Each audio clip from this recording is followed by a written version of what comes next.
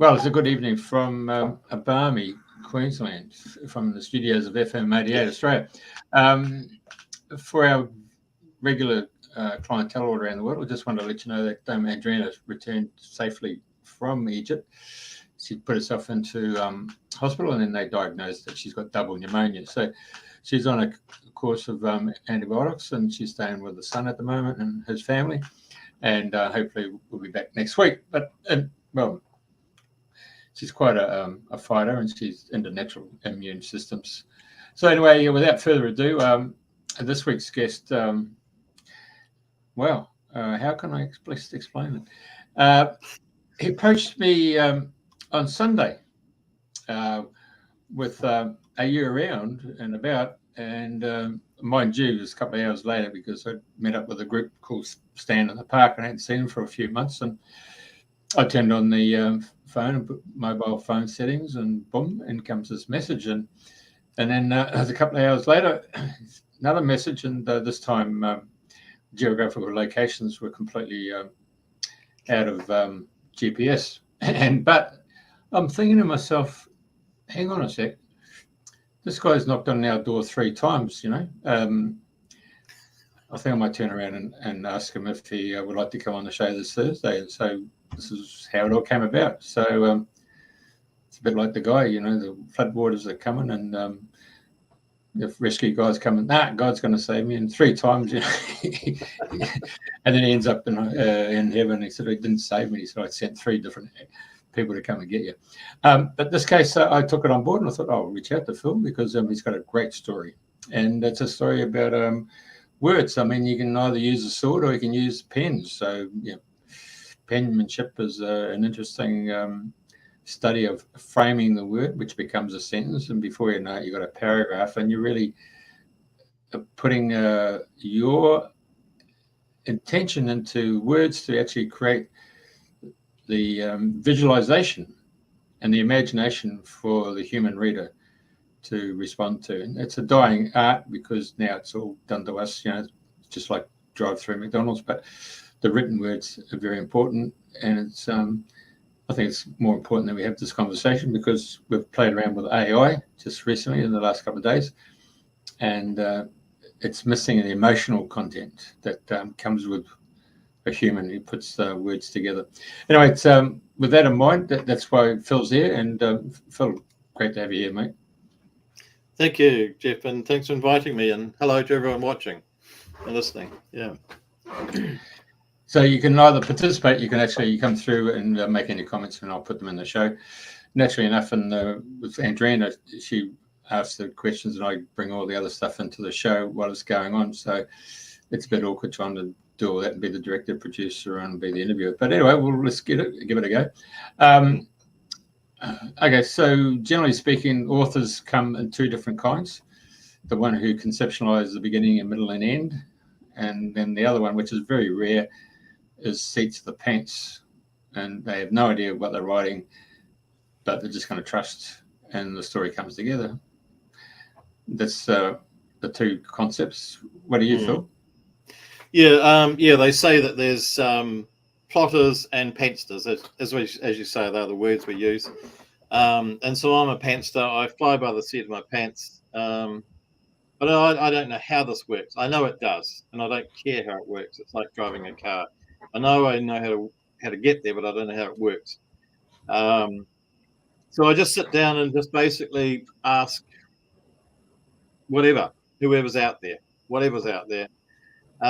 whatever's going on. And I will often have an intention. I might be partway through a novel and want to write the next chapter or something. But I never know what's going to happen in the next 5 minutes, the next half hour, the next 2 hours. And generally what ends up on paper, because I always write by hand, I find typing, it just doesn't, I don't have that connection with, let's call it God, source, whatever. I don't have that connection when I'm tapping on a typewriter. So everything is by hand with a pen, and then I do it later. And usually, for some reason, cafes are a great environment for writing. So probably 90% of my millions of words have been written in cafes. I probably own quite a few of them by now the coffees I bought. So yeah, I just sit down and just be open. I don't even ask now. Just be open and see what happens. One of my, I guess I've read books in many genres. Books. So I've written fables. I've got a couple of fables here for kids, a fable for adults, which is a little bit steamy. I've written 2 novels, 2 thrillers. There's a Meaning of Laugh, which is a chuckle, and non-fiction ones because I used to run, and I still run, both personal development courses and writing courses. So I've got books about those. But I've realized over time, I'm a very slow learner, but I've realized fairly recently that my favorite is short stories. And I've got a spreadsheet of them. I think I've written about 874 or something so far. And I'm not quite sure what to do with them. But I love the idea of a short story because you start and 2 hours later, it's finished and it's done. And my work is done and then I can go and play. Well, it's all play. But every time I sit down with a theme or an idea, because I'm in several writers groups, and often they will have a theme that you have to write about, say 500 words or whatever, for the next meeting. And so there's the theme, and I sit down and I think I'm going to write about this, and then by the end it's just something totally different, and I go, wow, that's really cool. I wouldn't have thought of that. And I really wouldn't have. So I don't know how this works. I think I have this kind of theory, and there's no way of proving it. The theory is that there's all these stories floating around somewhere in the universe, in the multiverse, in the whatever, in the verse, if it's a song. Yeah. So there's all these stories floating around, and they're looking for someone to channel into, down a pen and onto the paper. And so it's just needs us to be open. And I guess it's the same with life. For me, I mean, my basic, how do you say, my basic tenet, or my basic belief in, or attitude to life, that's it. My basic attitude to life is just say yes. So whenever there's an opportunity, just say yes, and then worry about it later.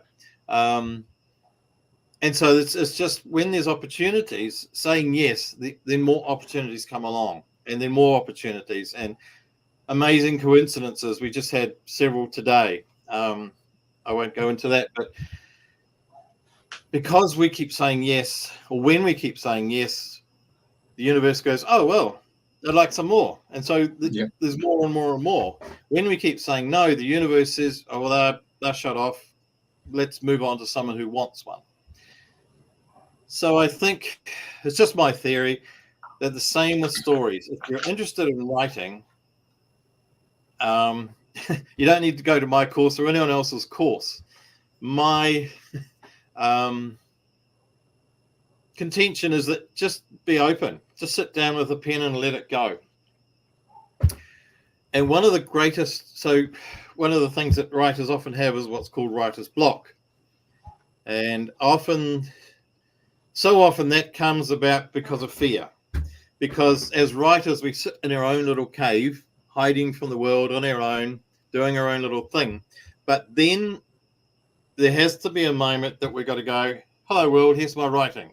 And we've got to put our stuff out there and be open to criticism, comment, whatever.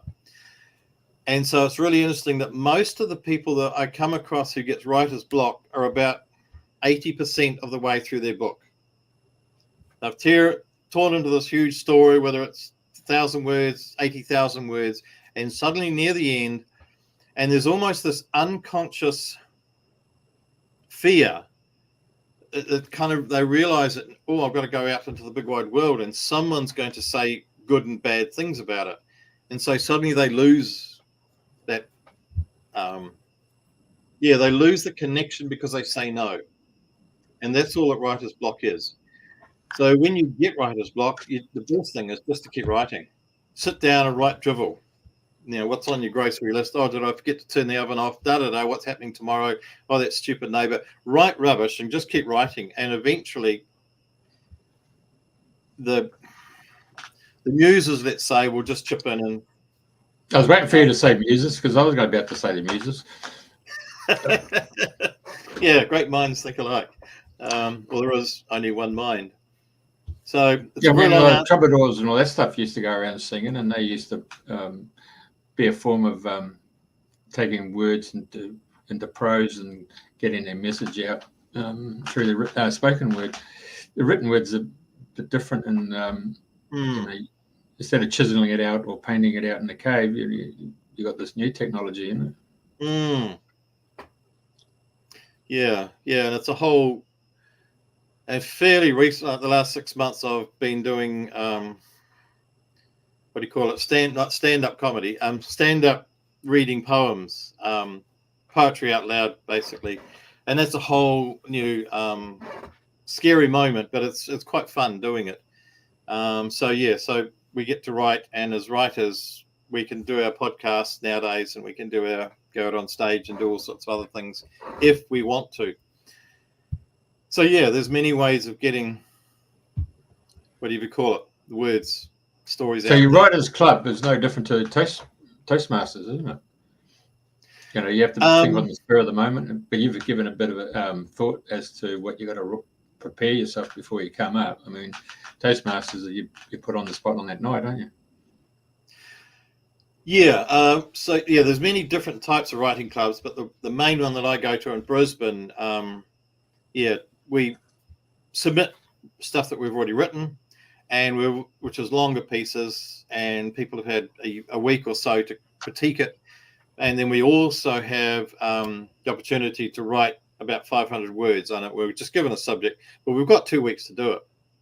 But I just can't help myself. I'm given a topic, and almost within half an hour, I just know there's a story sitting there.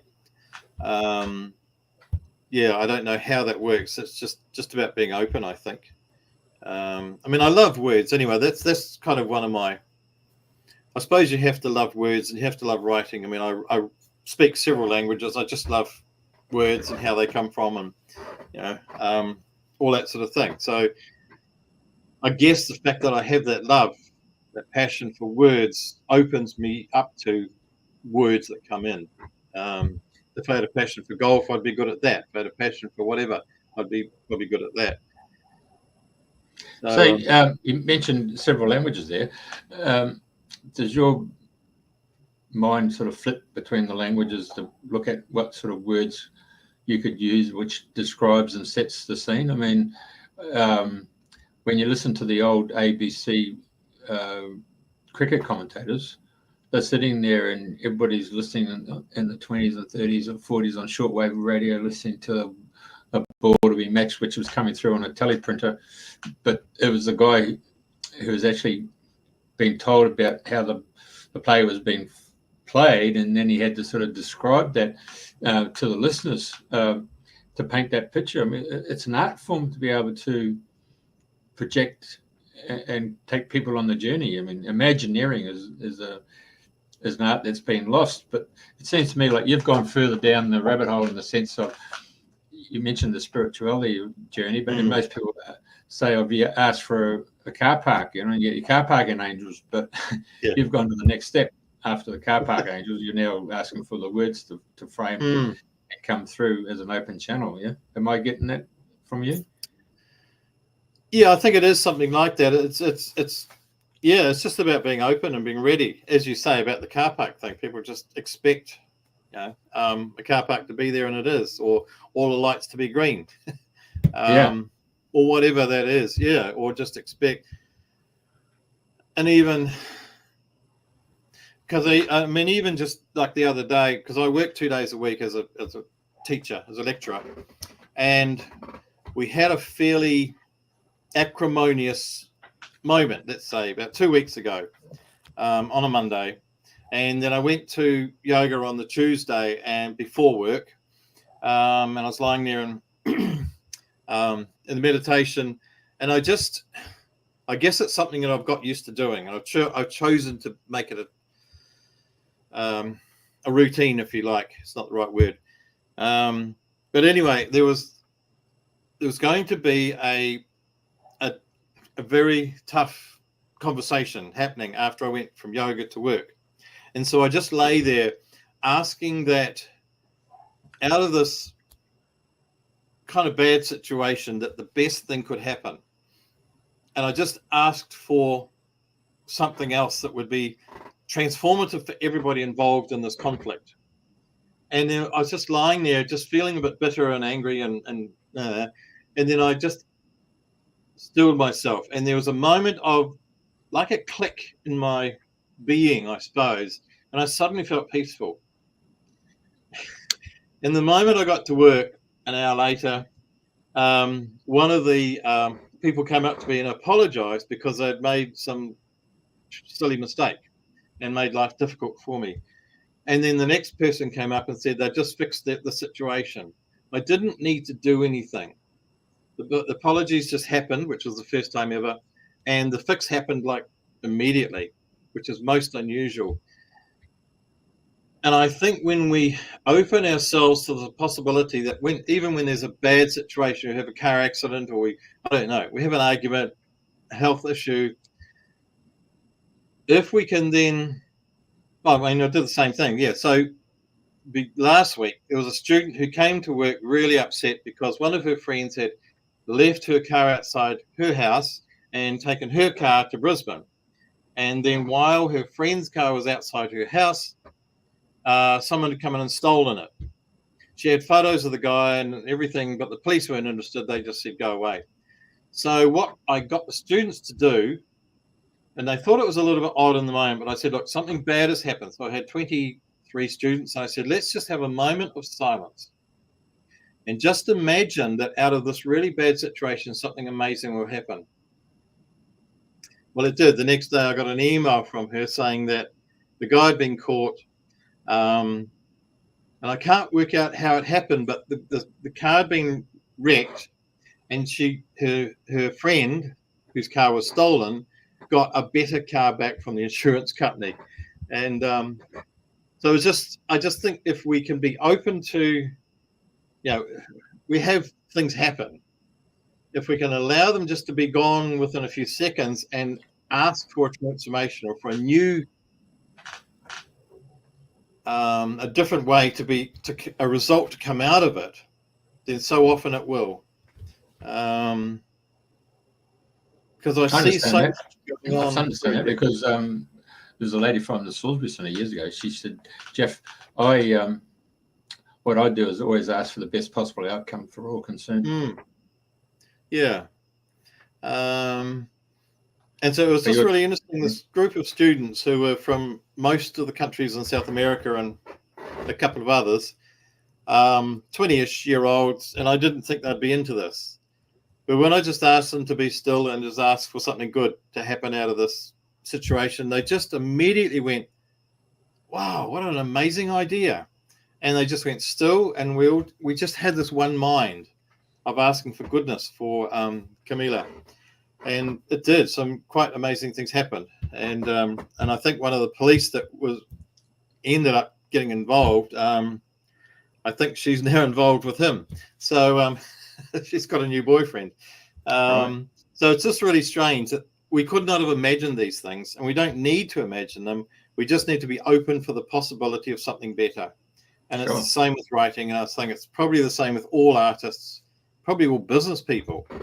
If you've got a mind or a passion for business, then good business will come when you're open to the possibility of it improving constantly. And so that's kind of what happens with the writing. And I just love doing it. Did you give the feedback to the students? Yeah, it's so funny. Yeah, she emailed me about 3 days later saying that she's now going to the pub for a date with one of the police, and that this new car's been provided. And it's just a whole lot of things that would never happen in normal kind of logical world. I was referring to your students. Have you given them the feedback of what's happened? What's happened with what? Sorry. Your students from the South American students, and you got them to go in silence. Have you given them the feedback of? Oh yes, yeah. So they came back to class the following week, and I told them all what had happened. And so it was quite transformative. And the strange thing was that when I came back from lunch that day, somebody had written on the board, love, in huge letters, and somebody else had written on the other side of the board, what was it? What the world needs is love, with a big heart on it. And that's never happened before. I just came back and that something changed. And for some reason, they felt moved to write the words love and what the world needs is love. So it was just one of those magic sort of teachable moments. And it just brought us all together. It's lovely. So let's start the journey. Born in New Zealand, and what was your upbringing in New Zealand? Well, I was born on a farm, 22,000 acre property, 2,000 cattle. South Island, by the sounds of it. Yeah. Sorry? A 22,000 acre farm sounds like the South Island, doesn't it? No, it's the bottom of the North Island, just straight over from Wellington. So it was quite a physical life, let's say. With rodeos and motocross and all that sort of stuff, and then rugby, and I had to go to boarding school because we lived so remotely. There was no schools nearby. So I loved boarding school, did really well in every aspect. I was kind of top of the class and all that sort of stuff, and represented the school at more sports than anybody else. And I think that record still stands. I don't know. It's just somewhere that suited me, whereas a lot of people just didn't fit. And then off to university, and I had no idea what to do, but I ended up doing accounting for 20 years, and I hated it, and it hated me, but I got married and we had kids, and so I was making money, and I kind of needed to do that. And then I think it was when I was, probably the year when I was 40. So I've been made redundant for the 4th time from this job that I hated. Had no idea what to do next. I didn't know what I needed to do. Something else. I just hated it. I just felt absolutely sick of the idea of going back to accounting. And also my marriage was really on the rocks, ready to fall in the water. And I just gave up to God. I said, look, I don't have any answers anymore. I said, you've got to figure this out because I can't. And the next day, I was walking down the street in Tauranga in New Zealand, and I bumped into this hippie kind of looking guy with long hair and da-da-da. Anyway, I had a long chat to him, and his name was... I've forgotten his name. Anyway, come back to that. Anyway, it turned out that he was about to run a 3-day meditation retreat in a few weeks' time, and I immediately signed up. And this is while I'm unemployed, and I went back to my wife, and she was incensed when you're paying all that money for to sit around and do nothing, which certainly didn't help our already fractious. Anyway, did the meditation, and so I thought, well, there's 3-day silence. I'd never done meditation before. I don't know if I'd heard of it. It's like the hand of God was at my back. I just had to go and do it. Nothing would stop me. And I thought, well, I've done the 3 days. I want to have this carry on. So I committed to doing it twice a day, 20 minutes each time for a month. And so every morning, every evening, I would just sit down in my office in my own little space and meditate. And that was fine. Of course, when you're new to meditation, it's just your mind's still busy. You're not really meditating. You're just watching all these thoughts go by. But after a week, a sentence just turned up in my head, and it's like, yeah, okay, go away, but it wouldn't go away, and it stayed with me wherever I was for days. It just stayed with me. I thought, oh, this is stupid. So I thought, well, the next following morning, whatever, 2 days later, I got out a piece of paper and wrote the sentence down.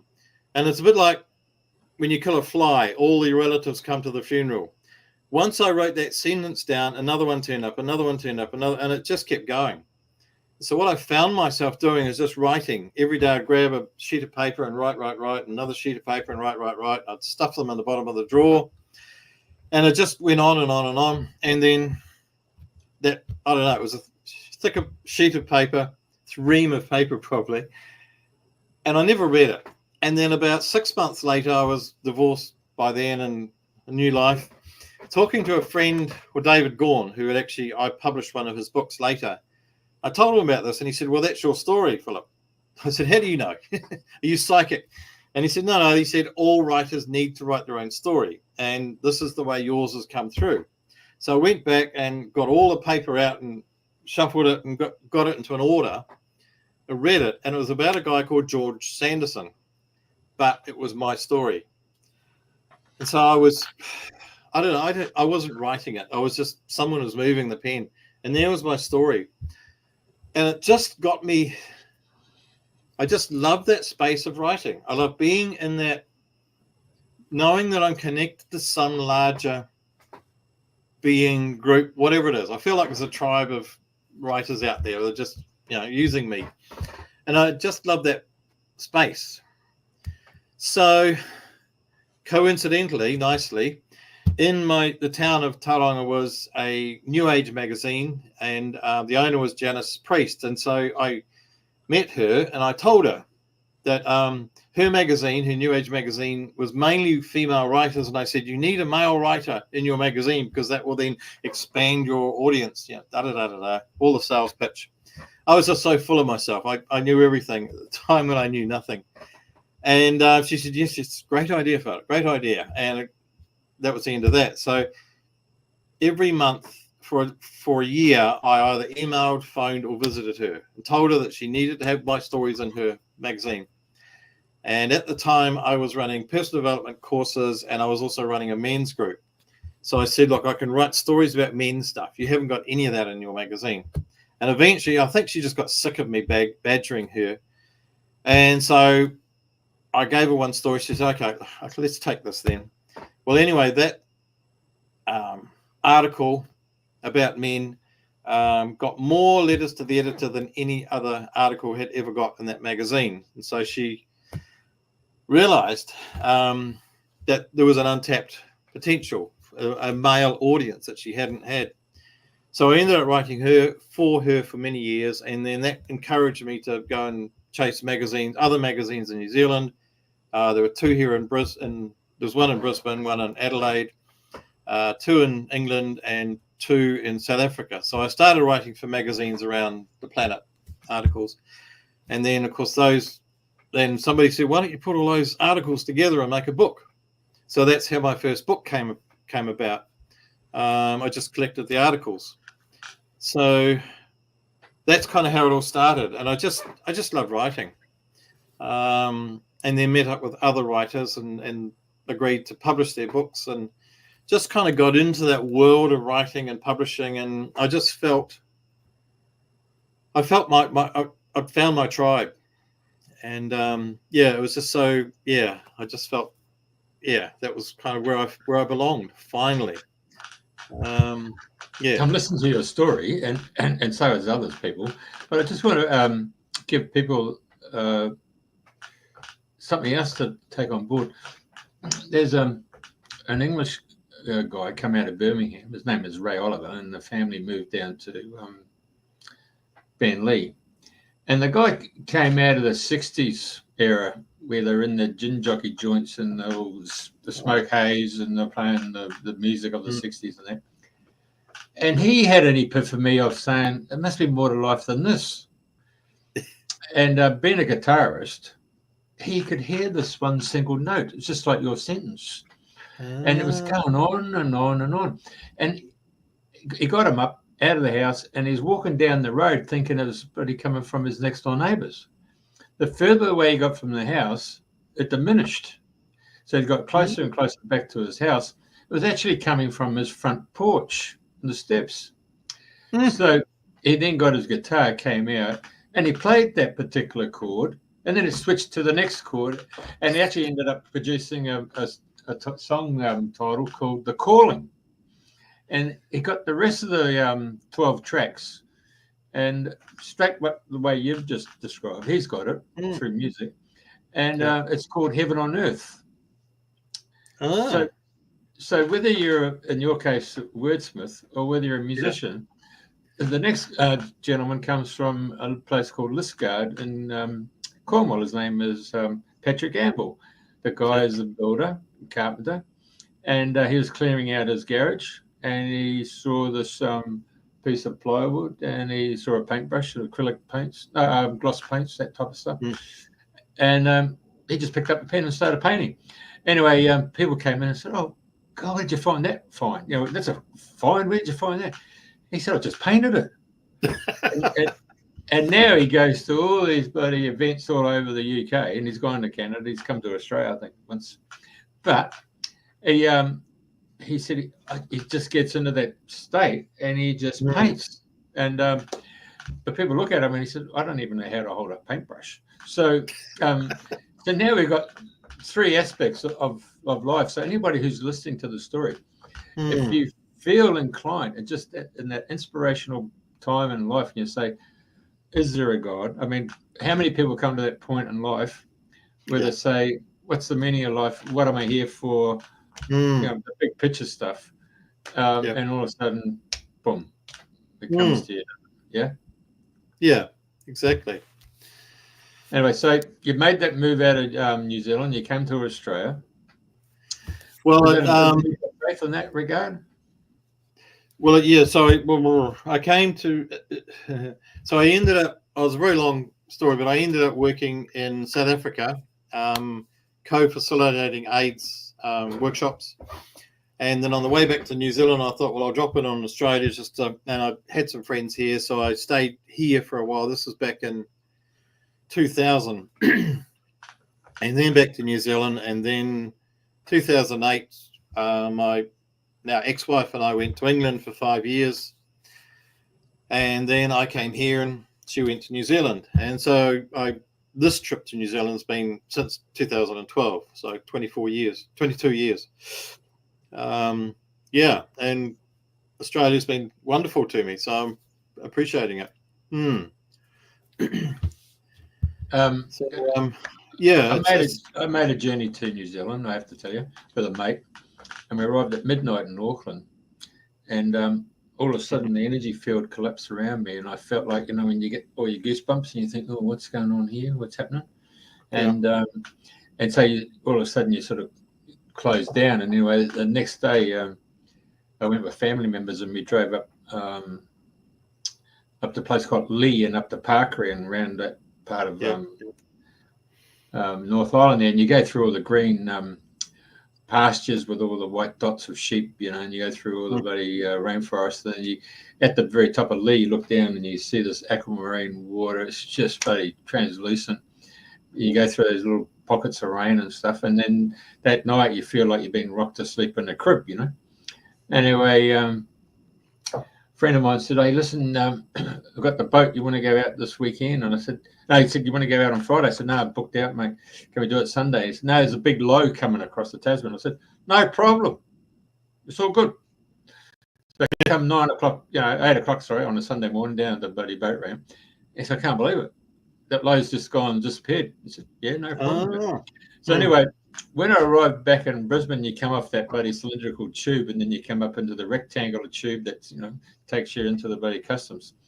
The moment I come off that plane and was going up that rectangular tube, my energy field went poof, and I thought, "Oh, I'm home."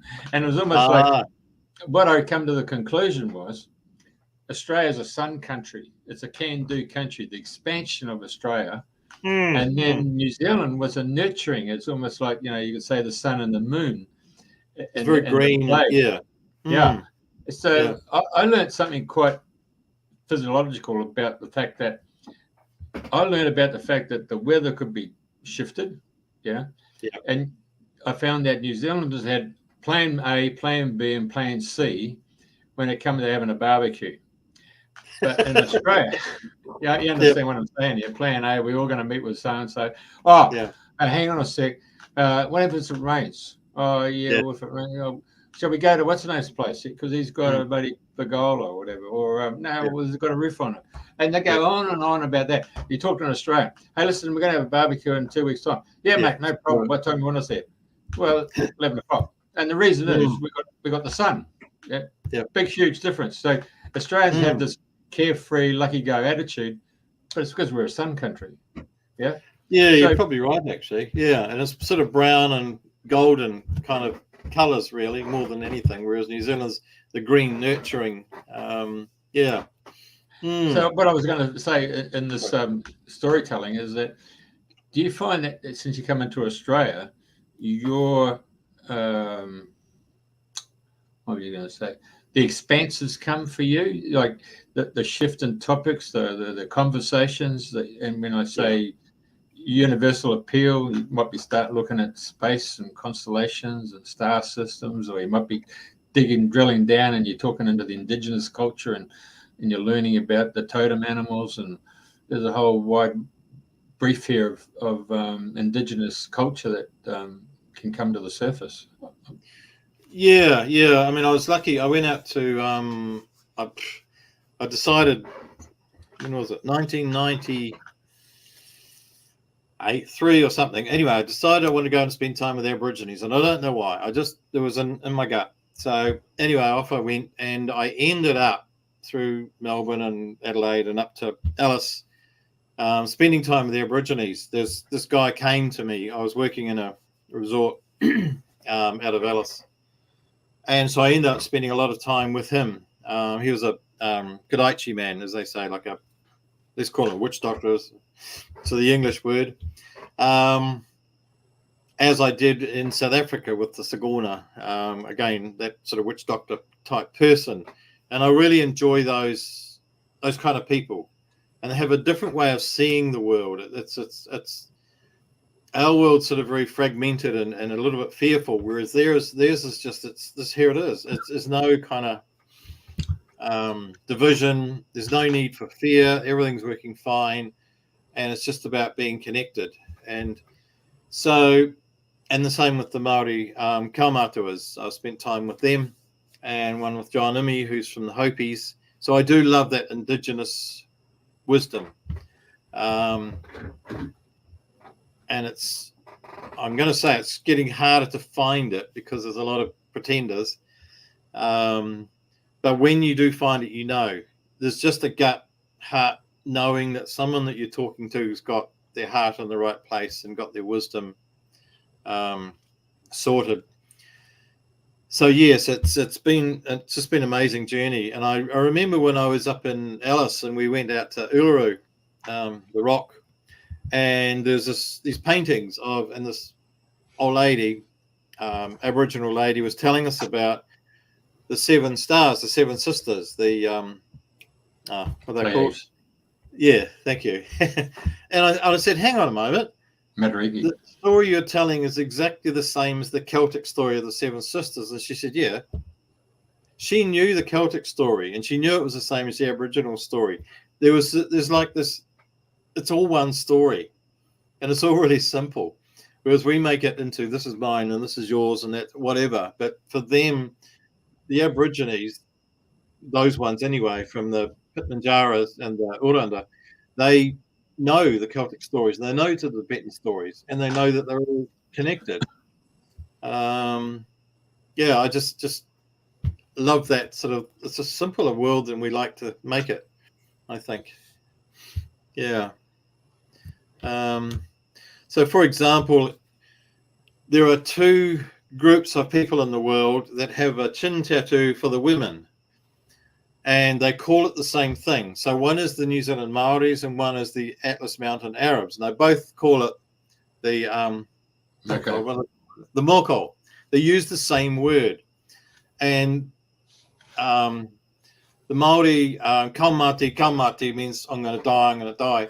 It's exactly the same song that the Atlas Mountain Arabs sing in the morning as the sun rises. It's like a gratitude song to the sun. So there are so many connections between, and like the Maori word for woman is wahine with a W. The Arab word for woman is wahine with a Q. Pretty much the same word. So we're not that different from each other. There's so many connections and throughout the world. And I just find it fascinating to discover those with the Tibetans who came to New Zealand and all the rest of the Japanese who've been there. So we've all been everywhere. And I think we're starting to rediscover that. We've been pushed away by technology and society, but that push has made us more determined to come back And so we're reaching out now more to with our native foods and our history and all of that sort of stuff. And we're starting to realize who we really are, for those who are looking anyway, which I find fascinating. And so that finds its way into my books as well. Yeah. Of course it would. So how many languages? You mentioned you spoke a few languages. What languages are they? Well, pretty basically, I can speak Maori, Spanish and French, and then I can speak a little bit of Dutch and Portuguese and Polish. So I can have small conversations in those last three. Oh, right. Yeah. So the Dutch, is that because you're in South Africa up in the Transvaal? Listen to the Afrikaans? No, I lived with a Dutch lady for a little while, so I had to learn. Oh, right. But I loved learning it, so it was a real challenge. It's certainly a hard language. I mean, going into Amsterdam, and I had to go to the train station before Amsterdam, where the canals go. There's a place called, and I apologise now, Sloterdijk or something, and it had to go so guttural. It was really, really. Yeah, and I've got it wrong here, but it's it's a whole different paraphrasing. Yeah, it can be. The Dutch and the Germans speak from the back of their throat, whereas the Spanish, the French speak from the front, and we speak from the middle.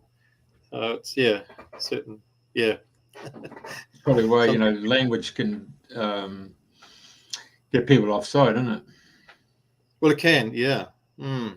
I know the French look at the English and say their language is boring, and the English look at the French and say they're up themselves, But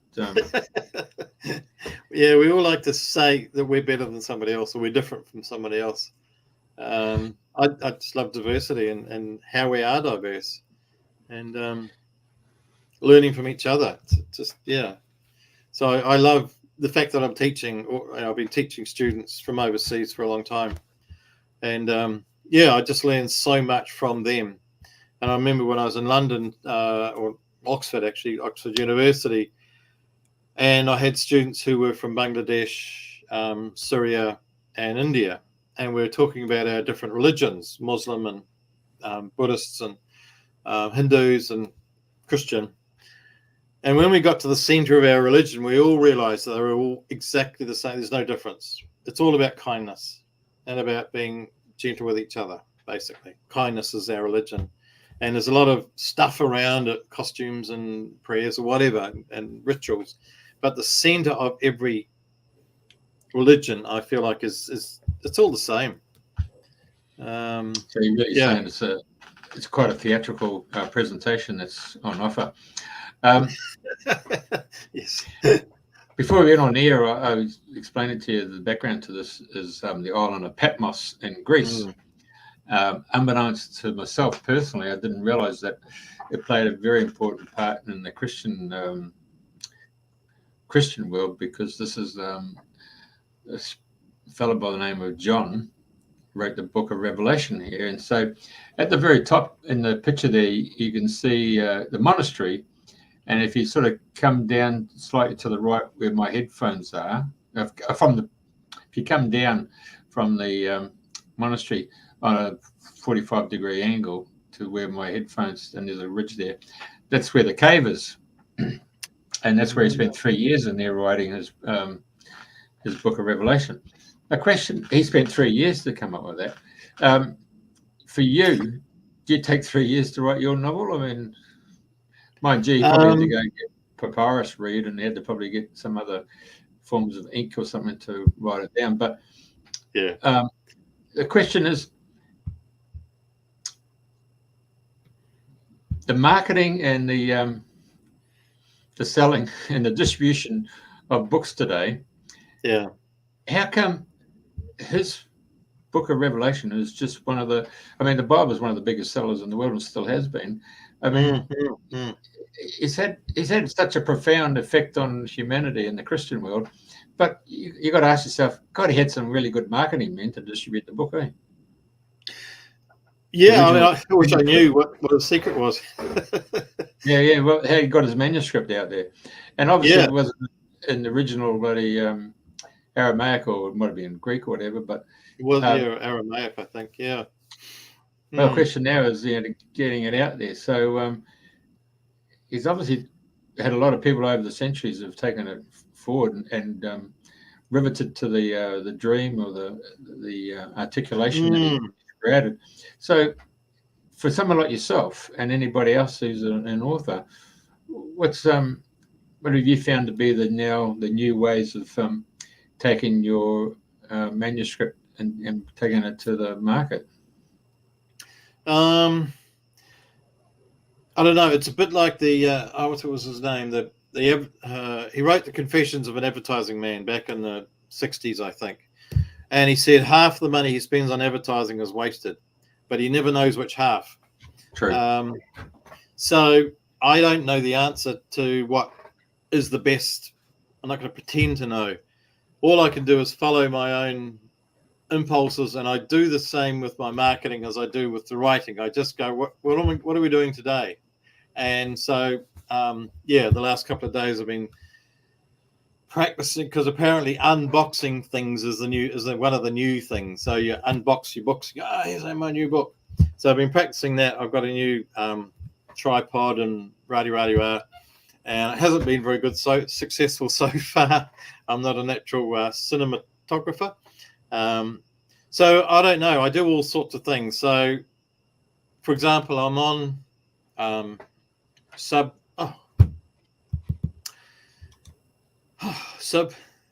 Smashwords. Well, yeah. So okay, the first thing is you got to get your book published, and generally that's through Amazon. People will use Ingram Sparks, but Ingram Sparks only sell to retailers, to booksellers. They don't sell to the public. So if you want your paper book published and sold to the individuals, it really either needs to be through Amazon or Kindle, or through draft with a number 2 digital.com. They're the sort of the two main ones, and then there's dozens and dozens of ebooks, ebook platforms, publishers, if you like. But if you do it through draft to digital, they will automatically, you could do your paper book through draft to digital, and you do your ebook through draft to digital. They will then put it on dozens of other other ebook platforms for you. It's a little bit of a process, but so that's one that physically you've got to get your book out there first. The next step is you've got to tell people about it, and there's a myriad ways of doing it, and everyone's an expert. Thank you, draft to digital. That's it. So they are good, and Amazon are good. We all know Amazon. One thing I do is Substack, substack.com. And if you subscribe to mine, most of my things are Philip J. Bradbury. Oh, thank you. God, he's good. So if you look for me for Philip J. Bradbury anywhere, whether it's Philip J. Bradbury on Facebook, on Instagram, on Substack, on YouTube, Twitter, I'm all over those places. And so I use Substack's one thing. You can subscribe for that for nothing, and you'll get a story a week. Or if you want to pay a little bit of money each week, a few dollars, you can then get free ebooks. So that's sort of one of the many things that I do. So I do my own YouTube videos. Sometimes they're done. You can do a Facebook Live, and then you save that into your computer as a PDF, as a MP4, and then you can put that onto YouTube. You can put it onto Rumble. You can put it onto a podcast. The podcast ones I use, Buzzsprout is a podcast. So you can put the video into a podcast, and you just don't get the pictures. It's the same file, easy. So there's lots of outlets there. So that's the kind of. I'll think of others. I'm on dozens of social media things, and I can't remember half of them right this moment, but they're the main ones. That's right. While you're thinking, I'll just tell you my little story. I go for a walk in the morning, and I've made the observation over the years that morning people walk their dogs, and they'll stop and talk to you. In the afternoon, people don't talk. Oh, hey, and that's it. Morning people will stop and talk. Anyway, so there's a lady there who's got two Labradors. One's Henry, he's a fawny colour Labrador, and the other one's Jackie, he's a black one. And it's taken some time for Jack to come up and give me a hug, because he's a bit like a cat, he's like, oh, he gives you the finger, like, I don't have to come and see you today. But now he comes in and he just comes in and hugs you. But Kathy works for a major international publishing house, So I asked her, what does one do when they come to you about publishing a book? And she says, yeah, no, we discussed this. It's too time intensive. My job is to look after our major authors. I said, well, how do you get a new author? Well, quite simple. You go and get an agent. And then the agent goes and reads your manuscript and then changes your manuscript by some editing stuff. But then they give it to us in double spacing. So it's in big. It's not like you get those old books that are in bloody 6-point font, and you have to use a magnifying glass. Yeah, they're actually like in 16-point font, and they're double spaced so that the editing staff can go right underneath and just change some of the word associations for literary purposes. And so the agent then does all that, and then each agent might have one or two genres that they're well known in, so they have their stable of authors who come through, and then they'll then proceed to hand that manuscript to us. We then take that on board. So once we've got someone who does that literary agent, they got more chances of getting across the line than someone who's willy-nilly trying to do self-publishing or coming through some an individual just starting as a literary agent. So, and I said, well, it's a really stressing time for every industry. I mean, the cab industry got taken out by Uber. So these big companies like, Penguin and HarperCollins, this print on demand must obviously been a change into the industry, but like Kodak, film and cameras.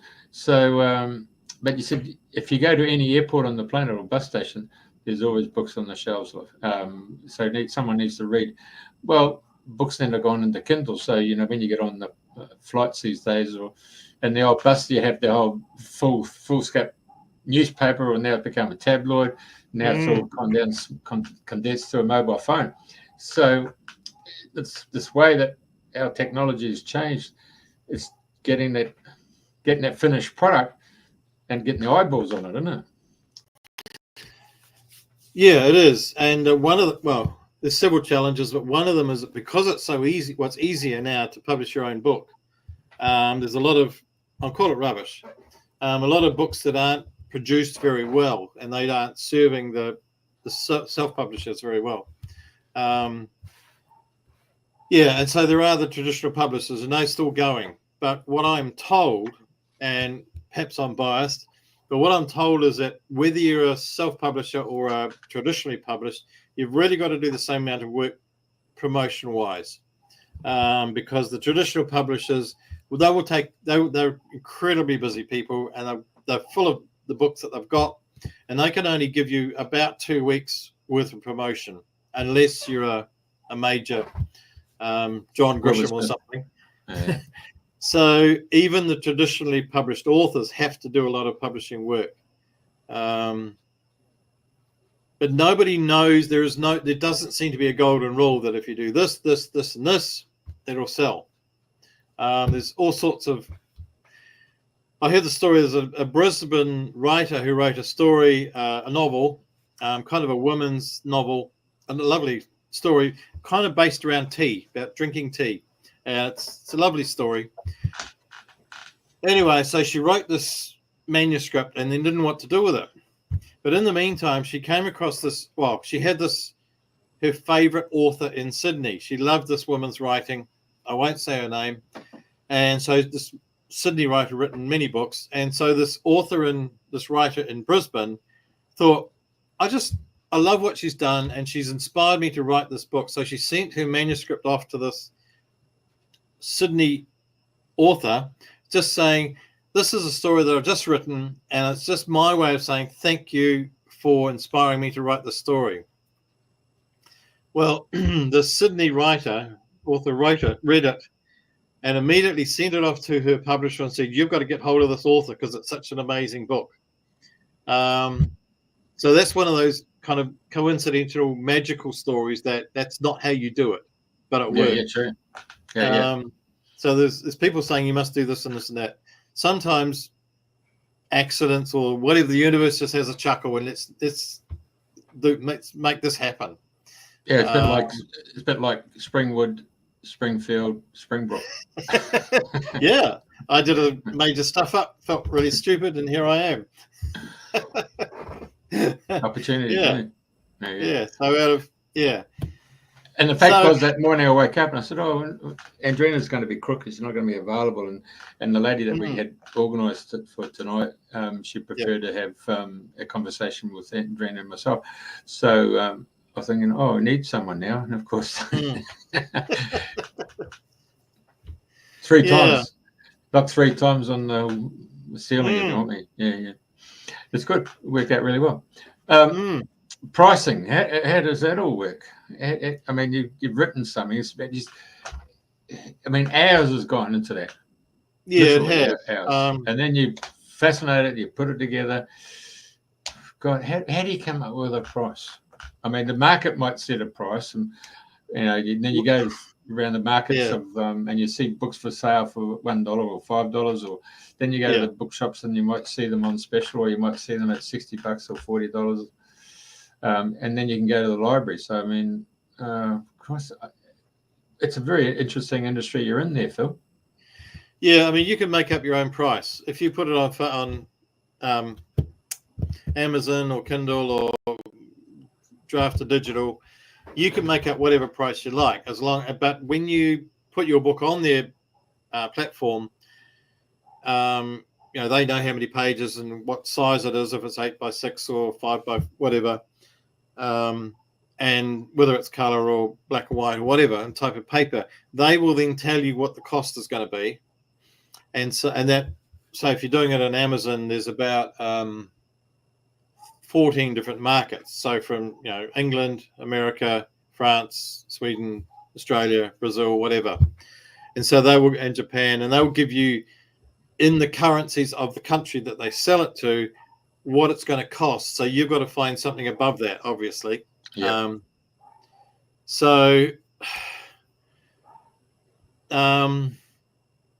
It's entirely up to you after that, because Amazon have got to take their cost. Yeah, of course. And packaging and postage and all the rest and printing. So you've just got to make up your own price after that. And so the only advice I would say is just go into a bookshop and look around at books that are, if you've got a thriller novel that's 380 words, go and find another thriller novel and see what they're selling it for in the bookshop. If it's a book of poetry, go and find some poetry books and whatever. So just do your own marketing, because above the cost price, you can make it any price you like. And as always, thank you. Yeah, so that's the fable for anyone 12 and over. And obviously the other thing is, so that's a poetry. The other thing that's kind of interesting, it's a bit of a weird industry because you can copy stuff. Thank you. That's the Life Rejuvenated about autism, doing what we think we ought to do, short stories. So a few years ago, I discovered that my book was my $25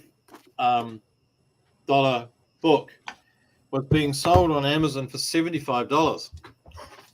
Somebody had copied it and made their own book of my book, and they were trying to sell it on Amazon for $75.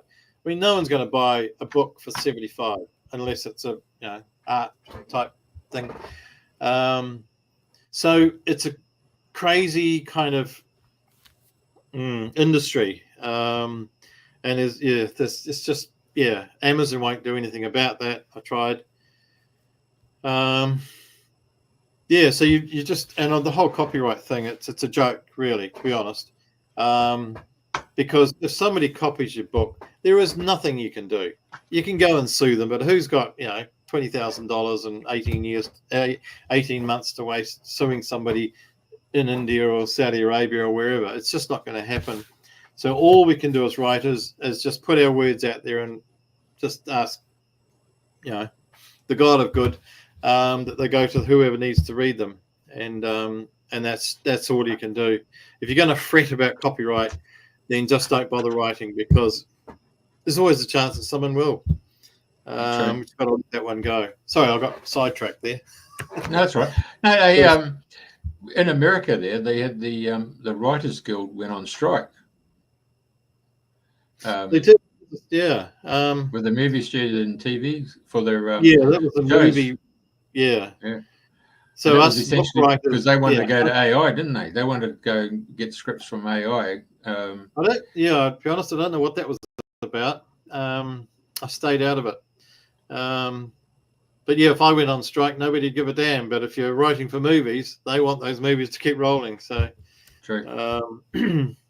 And that's the other thing you can do. So this one here, which is the London thriller that I wrote back in 2012, a friend of mine, Jeff, and I got together and we got 38. We rewrote it as a rewrote it as a screenplay and recorded it as a podcast with 38 voice actors. And so that's floating around the planet, and we're trying to find a publisher, a producer for that to do it, make a movie of it. Hasn't quite happened yet. But so, once you've got your book, you can do other things with it. You can make podcasts, you can make movies. A long shot, but there's other things. The other thing you can do, if you've got short stories, then you can write off to magazines and try and get your stories into magazines as well. So there's once you do words, you can do lots of other things with them. Yeah. All right. Excuse me. I remember arriving in Wiltshire, and the guy Oliver worked for BBC on as a contractor, and his role was to listen to BBC 4. They used to do radio plays, and before they went to air, they would send them to Oliver, and then he would have to go and listen to the actual whole recording. And his job was to edit the ums and ahs and the pregnant pauses. Right. So there was, and then he had to put it through again, so the levels were all set, and then he would send it all back to the BBC for airing. And sometimes he was on a schedule because those plays would come out once a week. Yeah.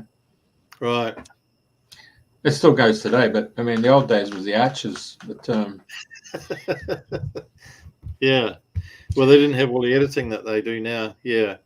So that's so. Can I ask you? Oh, sorry. I was just going to say, if you loaded up all the words of your particular thing, was it called The Last, wasn't it?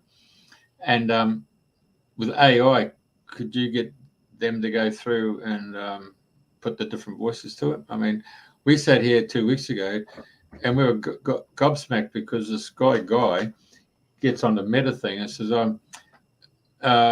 4 people sitting around the table having a cup of tea, and then they produced a bloody picture.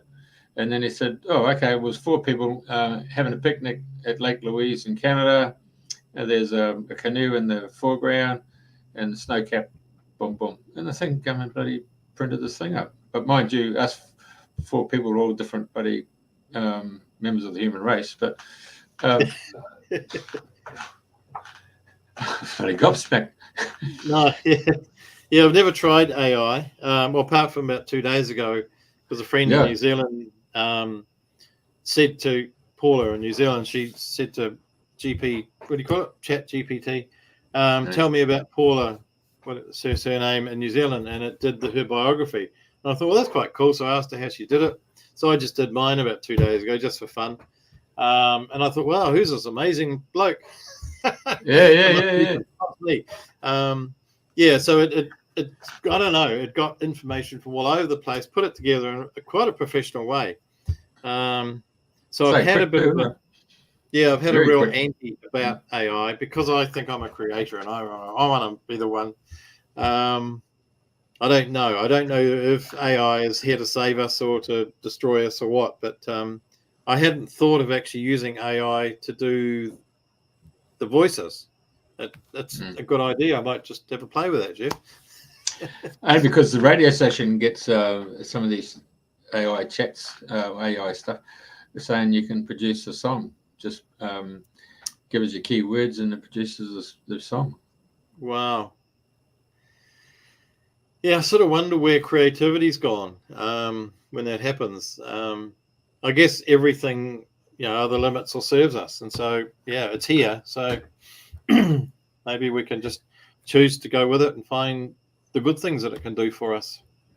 Sure. Well, I on my recent trip to Europe, I went to Bosnia and Greece, so I downloaded Google Translate, and I used that a couple of times, and it was quite effective.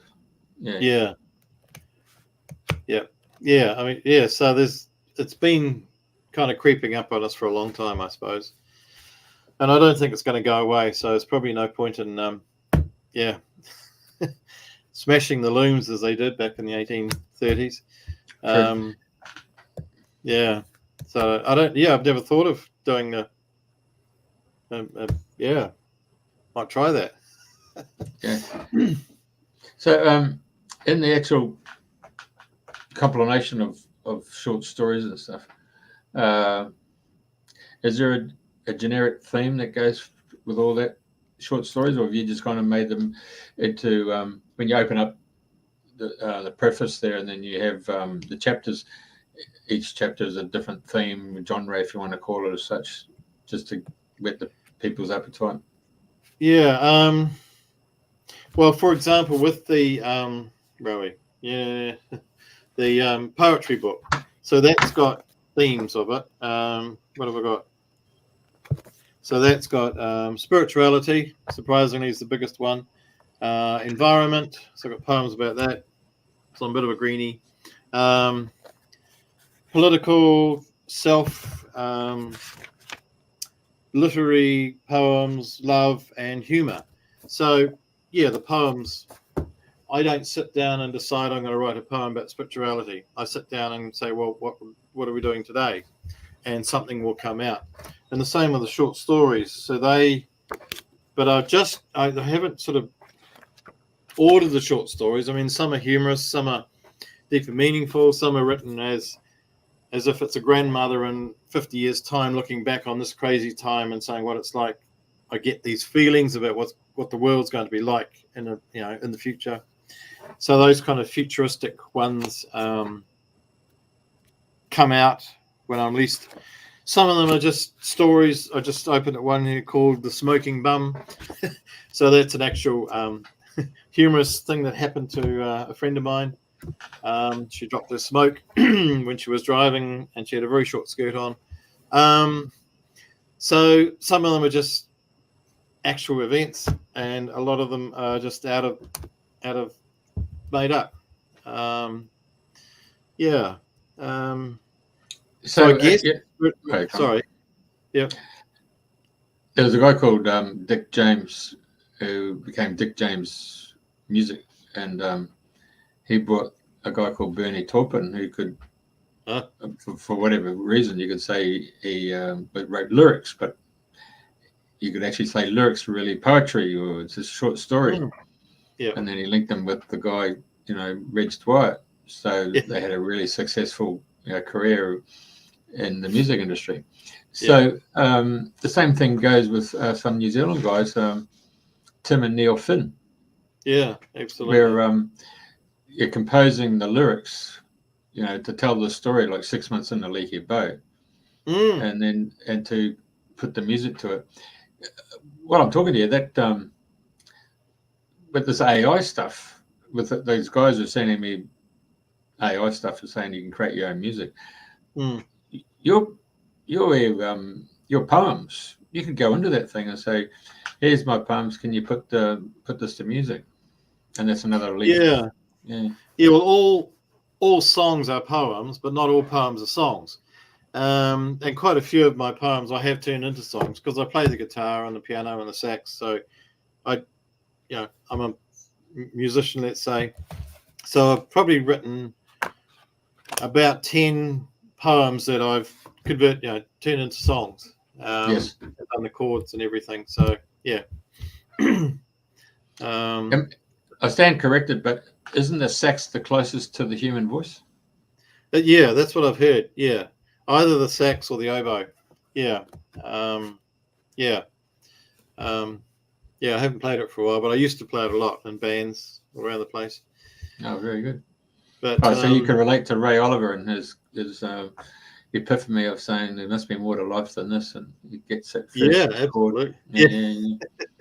Yeah. Right. And and I think a lot of, let's say, artists of whatever genre, often we cross genres anyway, or cross whatever boundaries. Yeah. And musicians can be potters, can be writers, can be whatever. I think there's kind of being an artist, I think, and even a businessman or whatever, someone who gets out and does something that comes from their heart. They seem to be able to embrace whatever they choose to move into. And I think that's just about being open to saying yes, open to the universe. And what's today? Let's do this, whatever it is. Yeah. Right. So is there any question I should have asked that I haven't asked that you feel would be of some benefit to anyone listening and watching this? Not really. I mean, you're welcome to put up my email. I'm happy to, if people have a question, they've got whatever the question is, I can try and answer it. That's my website. So those are my two websites to write that book now. So that's about how to write books. And so you're welcome to message me on Facebook or whatever. And I love helping other people who want to be helped. It's just lovely seeing other people take a step forward. So, no, I can't think of anything else. I could go on, as you know. But I don't believe I've actually physically met you, have I? I don't recall. We have once at the Salisbury Spiritual Centre. Right. Okay. Yeah. Well, that was probably 3 years ago. I think. Okay. Short-term memory loss, mate. Must be fluoride in the water, mate. You're more memorable than I am, perhaps. All right. Well, without further ado, it's been a pleasure to have you here, bro. Thank you for the enlightenment and sharing your. Well, it's got their writer and teacher, so you actually stepped up to the plate and became the teacher today and give everybody a life's lessons about the first step, and the first step really is to say yes. But obviously, the 4 words are still working in your mindset, which is "I do, yes, dear." Is it the yes, dear is the issue? What's that? I do, yes, dear. Yeah, the 4 magic words for a successful marriage. Ah, yes. yes, you know that story. Yeah.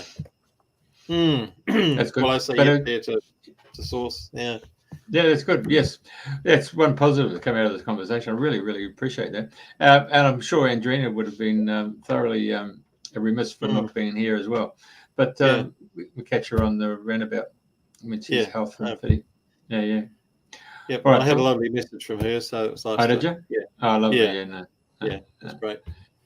Yeah, she knows how to do meet and greet. All right. Well, thank you very much. Love your work. Thank you very much. Yeah. See you. Thank you, listeners. Okay. Bye, everyone. Bye.